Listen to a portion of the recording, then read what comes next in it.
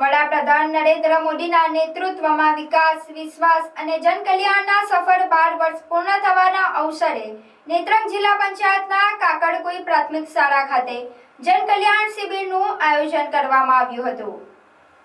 કાકડકોઈ પ્રાથમિક શાળા ખાતે આયોજિત જનકલ્યાણ શિબિરમાં મહાનુભાવોને હસ્તે વિવિધ કલ્યાણકારી યોજનાના લાભાર્થીઓને લાભ વિતરણ કરાયું હતું। કાર્યક્રમમાં ઉપસ્થિતિઓની વિવિધ યોજનાઓની જાણકારી આપવામાં આવી હતી।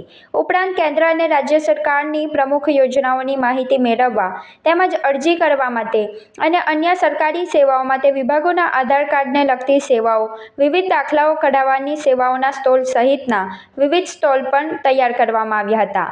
આ તકે તાલુકા પંચાયત પ્રમુખ, ઉપપ્રમુખ, નેત્રંગ જિલ્લા પંચાયત સભ્ય, ઝઘડિયા પ્રાંત અધિકારી પંકજ વલવાઈ, નેત્રંગ મામલતદાર કલ્પેશ બી ગડિયા, નેત્રંગ તાલુકા વિકાસ હરેશ પટેલ, તાલુકા પંચાયતના ચૂંટાયેલા સભ્યો, સરપંચો, આગેવાનો અને નાગરિકો ઉપસ્થિત રહ્યા હતા।